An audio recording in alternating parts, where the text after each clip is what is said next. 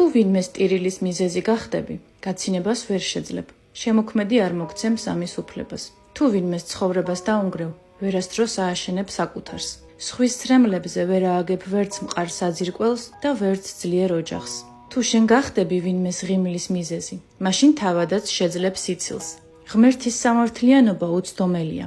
მის სამართლიანობას არ აქვს საზღვრები.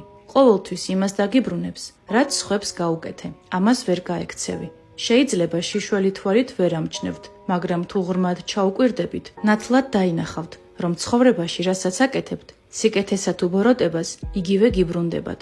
გახსოვდეთ, რაც უნდა გააკეთოთ ცხოვრებაში, ამას საკუთარ თავს უკეთებთ.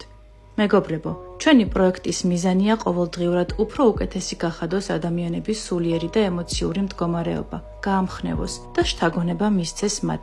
ამიტომ ნუ გამოტოვებ შენ შესაძლებლობას და გამოგვიწერე. გახდი ჩვენი პლატფორმის წევრი.